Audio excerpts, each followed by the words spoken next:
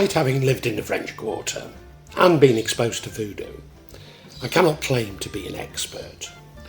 Although many residents of New Orleans have also been exposed to voodoo and may dabble in it, the majority are really even more ignorant than I.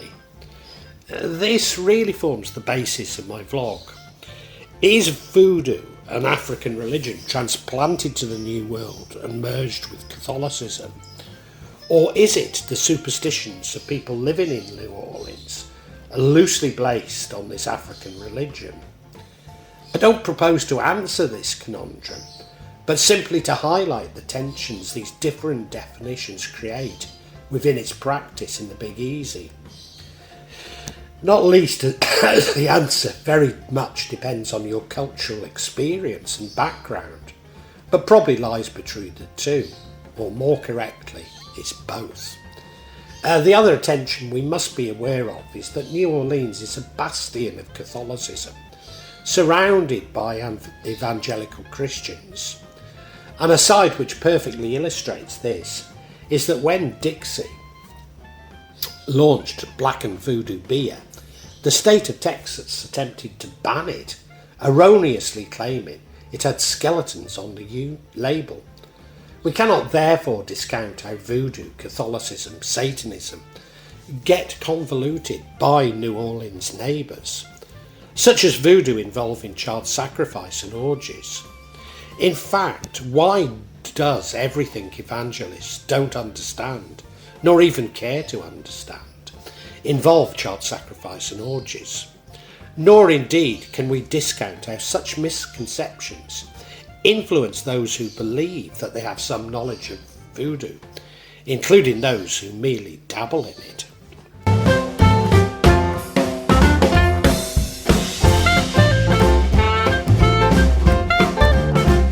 Voodoo is a largely oral tradition. It has no formal creed nor specific sacred text, and no unifying organised structure or hierarchy. Practitioners will often adapt voodoo to suit their specific requirements, in doing so often mixing it with other religious traditions. Of course, Western hegemony attempts to define religion by comparison with Christianity, especially Protestantism, but such a lack of structure and definition are common, for example in what we call Hinduism and Buddhism. But unlike what I've seen others claim, especially Indians, I would not wish to suggest that African religions are simply Hinduism. Voodoo certainly has its origins in African religion. Voodoo means spirit, deity, creator or pure light, and this has remarkable resonance with my own religious beliefs, which originate in Java. New Orleans practitioners do believe in a single creator, known as Bondye. This one god does not interfere in daily lives, but the spirits do. There are a pantheon of spirits, sometimes erroneously defined as gods. However, I suspect these are more related to the animistic consciousness of all creation, but especially to saints in Catholicism. These are known as Lua or Orisha. Natural forces impacting on these spirits are earth, air, fire and water. So something common across magical beliefs across the world. The deities are a personification of these forces. Therefore, they are more like what I see as angels, holding the universe in balance. Places like crossroads, rivers and cemeteries are thus favoured ceremonial places for ritual. Ceremonies are often devoted to cleansing and tend to involve physical activities such as dancing and drumming to reach the soul, very similar to Sufi dervish tradition. Cleansing often involves smoke. This is also used to remove the negative energies from participants in the ceremony. Although most voodoo practitioners have altars in their homes, often with statues of Catholic saints, candles and holy water on them. Indeed, most practitioners are devout Catholics.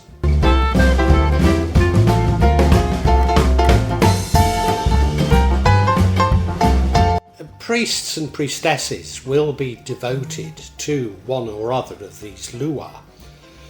As there are thousands, I'll simply list a few of the more important ones.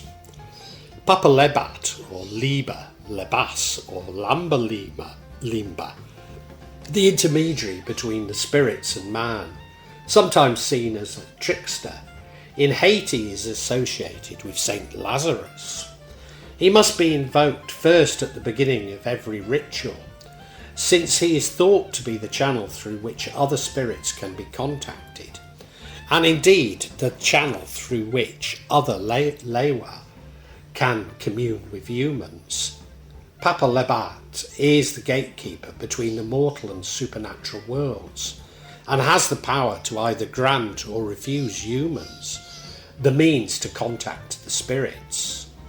Our Blanc Denny, also known as Monsieur Denny, a voodoo mania, and the grandfather rattlesnake, although often called Dambara Sultans in New Orleans, the spiritual sovereign and means wisdom, and associated with Saint Patrick, he is also associated with snakes.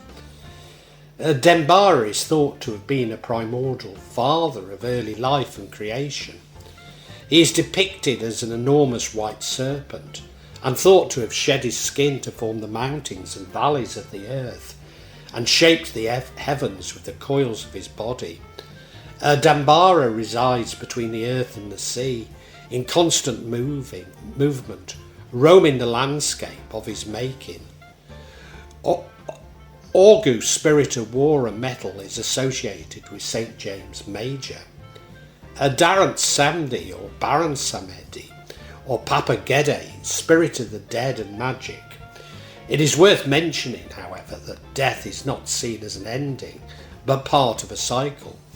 He is therefore called upon when people are dying to ease the transition. He is notoriously foul-mouthed, cracking filthy jokes, swearing, and indulging in the hedonistic pleasures of tobacco and rum. Devotion to Darant Samedi has become a part of the famous New Orleans jazz funerals. Darant Samedi's wife is Maman Brigitte.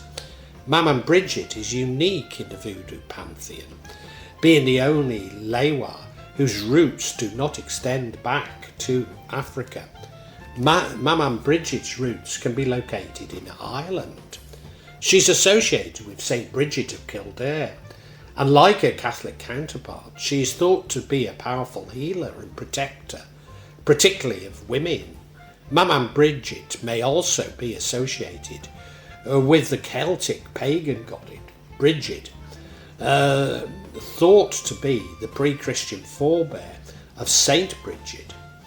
Voodoo's adaptation of an Irish saint deity is most likely due to the presence of indentured servants, predominantly from Ireland and Scotland, in the Caribbean during the colonisation of Haiti.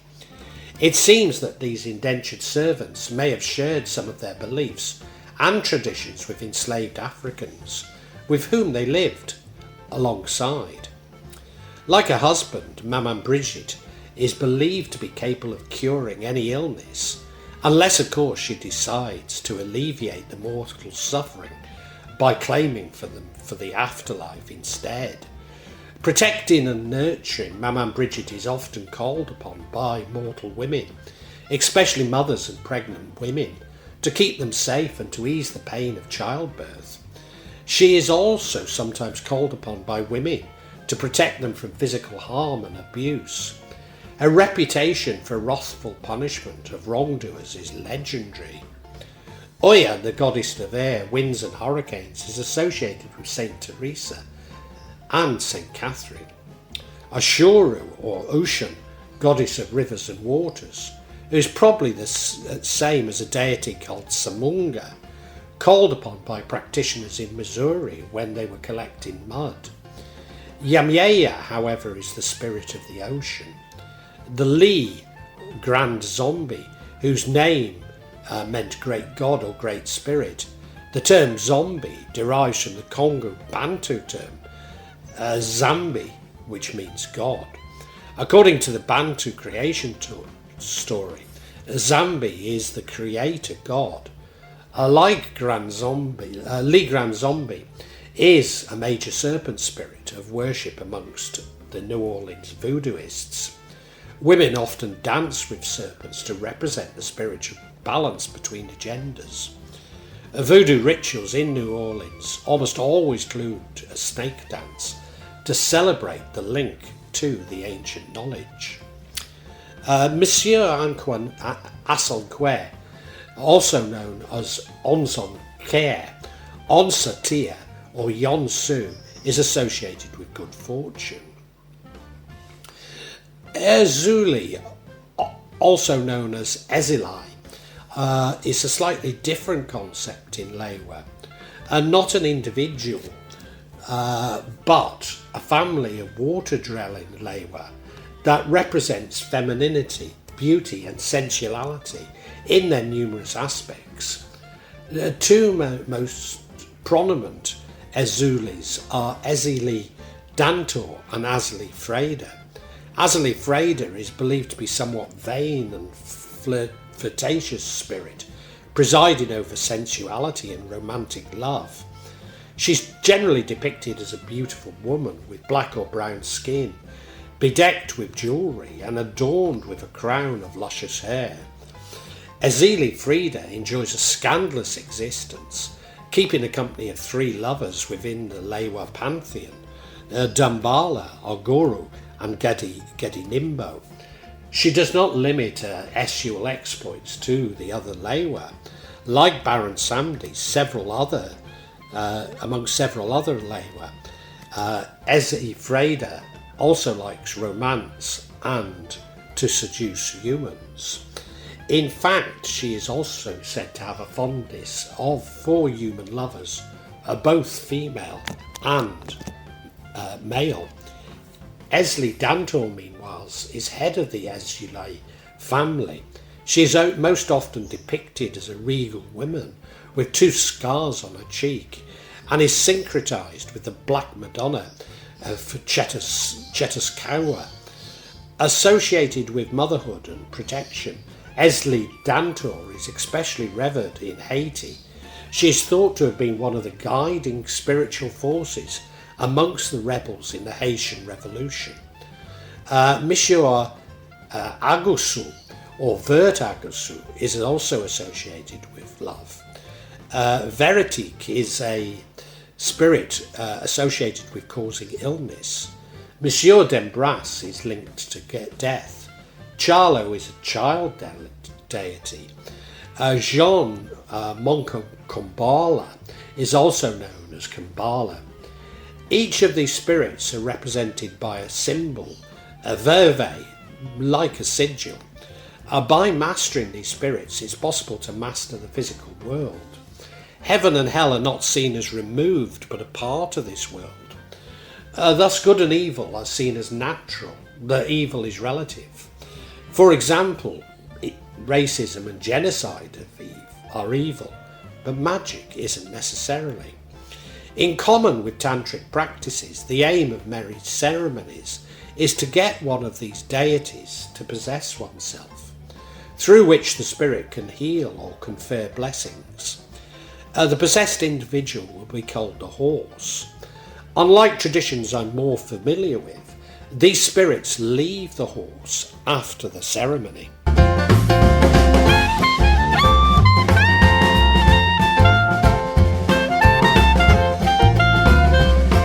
There are 4 phases to a voodoo ritual, all identified by song being sung: preparation, invocation, possession and farewell. These songs are used to open the gate between the deities and the human world and invite the spirits to possess someone. The rituals voodoo are based on African traditions that have absorbed various Christian and especially Roman Catholic influences. Reflecting this Roman Catholic influence, some recorded ceremonies have, for instance, begun with a recitation of the Apostles' Creed and prayers to the Virgin Mary. On June 23rd, which is summer solstice and St. John's Day, is the most important ceremonial day in Voodoo. But these are simply borrowed dates. The celebration began in the 1830s by Marie Laveau on Bayou St. John. It involved head-washing ritual combined with a public party. Big celebrations on this date have taken place on the shores of Lake Pontchartrain during the 19th century. Various contemporary practitioners celebrate All Saints' Day, 1st of November, which they, following Haitian Voodoo, link with Lewa Gede. Of course, this also coincides with Halloween, or All Hallows Eve, when families head to the graveyards of the French Quarter and beyond to whitewash and sweep the tombs clean and decorate them with fresh flowers. In the 21st century, voodoo groups wear white clothing for their ceremonies, influenced by Haitian voodoo. Those assembled may dance around a central post, the poto mintat. Patterned flags called drapos may be brought out, while songs are sung in Haitian Creole. Drawings called veve may be made on the floor in chalk or cornmeal to invoke the spirits. Offerings will be given to the spirits. Sacrifice was a recurring element of Louisiana voodoo, as it was historically practiced, as continues to be in Haitian voodoo. Some 21st century practitioners of Louisiana voodoo do sacrifice animals in their rites, subsequently cooking and eating the carcass. But this is not a universal practice in New Orleans voodoo. Although there's little proof that human sacrifice took place in New Orleans voodoo, persistent rumours claim that white children were being abducted and killed during some of its rites. Animal sacrifice is a traditional practice in Africa. It is done as an offering to the spirits, and also to ask the spirits to provide protection, healing, and other requests. When African slaves in the United States, the practice continued in voodoo and hoodoo. The main animals that are sacrificed are chickens. Plates of food may be left out encircled in a ring of coins. Alcoholic drinks may be poured on the ground, as I've witnessed in both New Orleans and Havana. In particular, Florida water is a mixture of alcohol and herbs, used in many blessings. A light salt in many traditions, it's seen as a universal cleanser. Furthermore, London gin plays an important part in Efikepe ritual in Calabar. There's a strong belief in karma, therefore use of voodoo for evil is considered dangerous, not least as spells return fourfold. It's about being in tune with one's inner spirit and therefore mastering oneself and the world. At its heart, therefore, is the power of the human mind.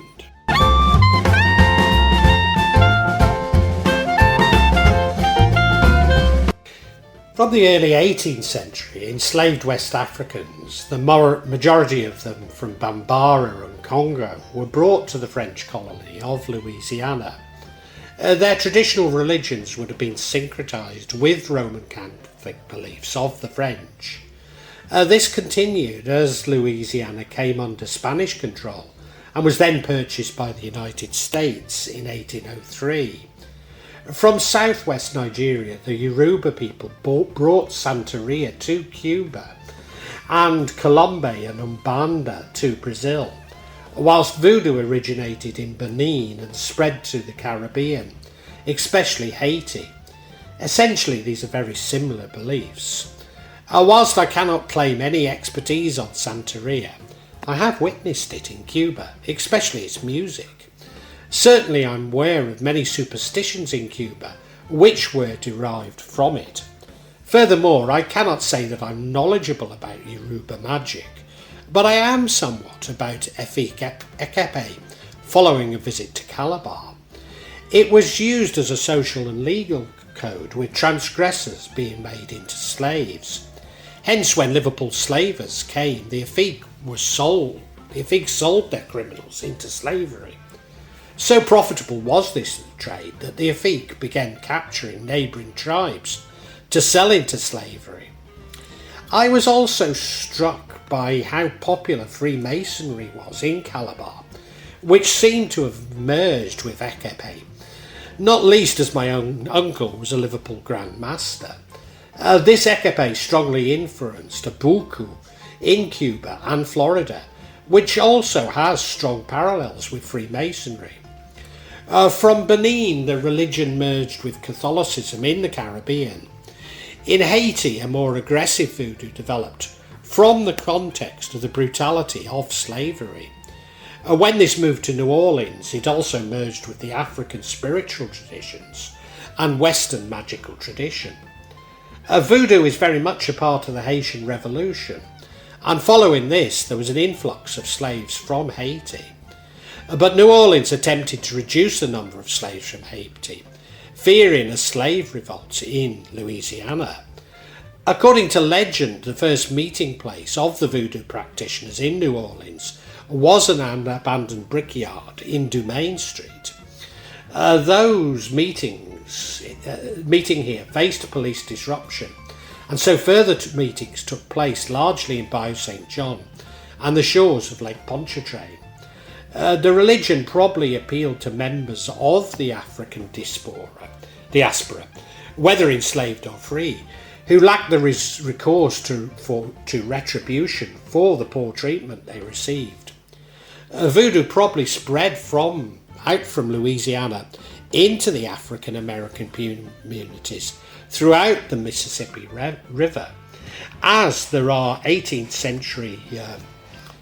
century references to voodoo rituals in both St. Louis and St. Joseph in Missouri. Following the Louisiana Purchase, the Americans began to suppress voodoo. In New Orleans, this restricted voodoo practices to Congo Square in Armstrong Park, where I used to DJ on WWOZ. At Congo Square there is an Egon or ancestors tree, where offerings are made, especially oranges for Ushon.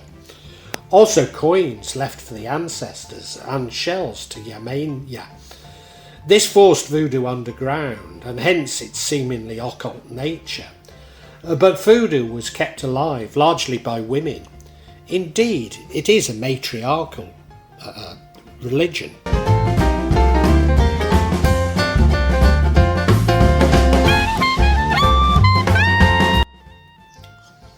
Of course, I need to mention Marie Laveau, but cannot be clear on what she actually contributed to voodoo, apart from its continuing popularity within white America. Certainly she commercialised voodoo to become the tourist attraction that it is today in New Orleans. We know that her religious rite on the shore of Lake Pontchartrain on St. John's Eve in 1874 attracted some 12,000 black and white New Orleans. Although her help seems non-discriminatory, she may have favoured enslaved servants. Her most influential affluent customers, runaway slaves, credited their successful escapes to Laveau's powerful charms. Both her mother and grandmother practiced voodoo, but she was baptised as a Roman Catholic and attended Mass all her life. Laveau worked as a hairdresser, but also assisted others with preparations of herbal remedies and charms. It's claimed that this gave her information which she was able to use to help enslaved Africans. She died in 1881. Her influence continues in the city. In the 21st century, the gravesite, or believed gravesite, in St. Louis Cemetery No. 1 is a major tourist attraction. Believers of voodoo offer gifts here and pray to a spirit. Across the street from the cemetery where Laveau is buried, offerings of pound cake are left to the statue of Saint Expedite. These offerings are believed to expedite favours asked of the voodoo queen. Saint Expedite represents the spirit standing between life and death. The chapel where the statue stands was once used only for holding funerals.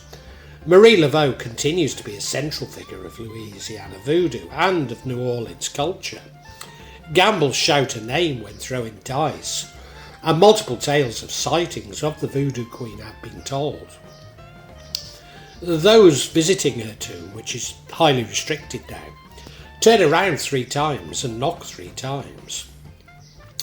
I performed a similar ritual at La Mira Grossa in Colon Cemetery in Havana. This is to be granted in a child, and in my case it did indeed work, and I felt it was working as I was at her tomb. I also knocked 3 times on graves of my mother and father-in-law when visiting them in Java. Another of the most prominent practitioners of the 19th century, mid-19th century, was Jean Martinet, or Dr. John, whose name was adopted by the singer Max Rebnack, a free black man who sold cures and other materials to various clients, amassing sufficient funds to purchase several slaves. He alleged that he was a prince from Senegal who'd been taken to Cuba and there freed before coming to Louisiana. Again, I'm somewhat acquainted with the traditions from Senegal, which merge with Sufi mysticism.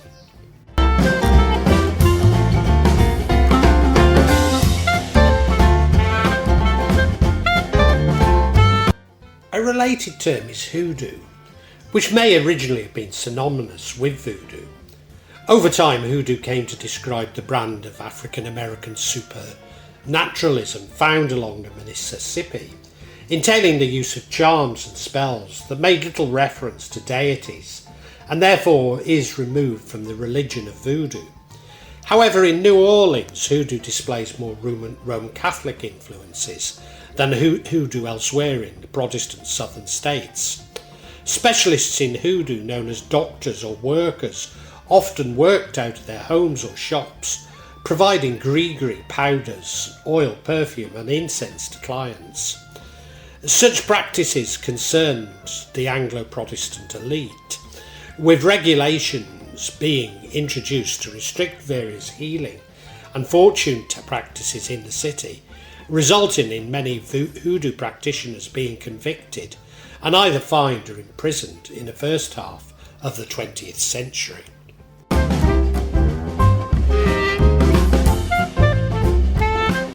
Aspects of voodoo beliefs would include the importance of crossroads, often represented as a cross, where the paranormal and the world meet via Papa Labe.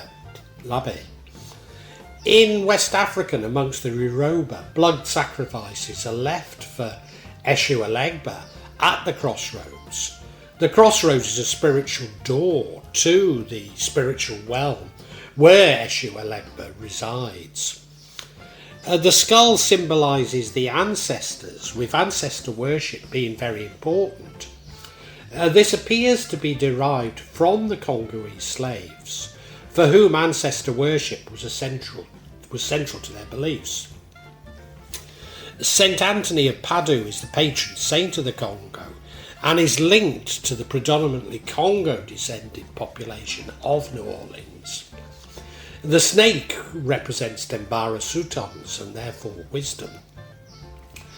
The use of dolls with pins stuck in it. The purpose is not to harm someone but to tap into energies. Thus it is often used for healing and may contain a hair or fingernails of the patient. The spirit is placed within it like odums and jinns are in objects in Indonesia, especially gemstones. Nevertheless, the voodoo doll has little to do with either Louisiana voodoo or Haitian voodoo, although blessed dolls are found in hoodoo. It's derived from the European tradition of poppets. It's possible that the act of inserting pins into a human-shaped doll to cause harm was erroneously linked to African-derived traditions due to a misunderstanding of the Nisidi Nkondo of Bankongo religion. Tarot is an important divination tool in New Orleans, which comes from the Western tradition, although other divination tools are also used. Money mojo bags, or gree bags as I knew them, and a term used in Africa, often contain a variety of natural objects, so common in the animistic tradition I know so well from Java. A common charm for protection or luck would consist of material wrapped up in red flannel and worn around the neck. The uanga is a charm used to poison an enemy, contains the toxic root of the figeri maudet tree, brought from Africa and preserved in Louisiana. Now, I've tried to research this and I'm not certain that that's true, that it came from Africa. It maybe resembles an African tree. The ground up root was combined with elements such as bones, nails, roots, holy water, candles, incense, holy bread or crucifixes. The administration of the ritual frequently evoked protection from Jehovah and Jesus Christ. Gree may actually cause harm. So either through the power of suggestion or the fact that they contained poisons to which the victim was exposed. One example of a voodoo curse was to place an object inside the pillow of the victim. Another involves placing a coffin, sometimes a small model, sometimes much larger, inscribed with the victim's name on the doorstep. In other instances, voodoo practitioners sought to hex others by placing black crosses, salt, or mixtures incorporating mustard, lizards, bones, oil, and grave dust on the victim's doorstep. To counter these hexes, some people cleaned their doorstep or sprinkled it with powdered brick. But healing plays a prominent role in 21st century Louisiana voodoo. Various shops called botanicas exist in New Orleans to sell herbs and other material for use in these preparations. Like essential oils in Indonesia, different perfumes are used for different effects. Candles are often used with the names on them for specific effects.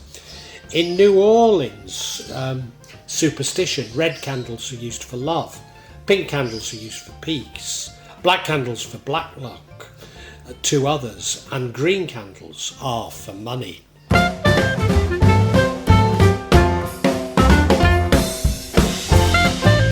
From the 1960s onwards, the city's tourist industry increasingly referenced Louisiana voodoo as a means of attracting visitors.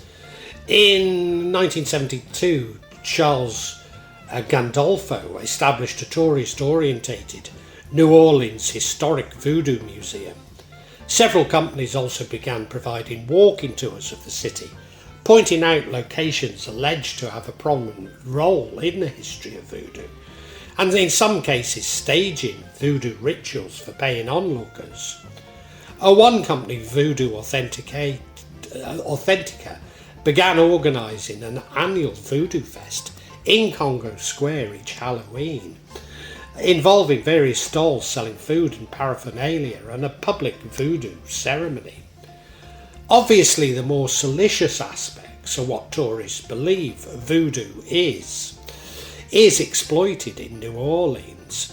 Maybe the most amusing was Chicken Man, who used to bite off chickens' heads in nightclubs. When charged with animal cruelty, he was forced to give up. But not before a clash with Popeye's Fried Chicken, after appearing in a club in Kenner next to one of their restaurants. Today, the French Quarter has many shops selling commercialised trinkets based on voodoo talisman. They're even found in grocery stores.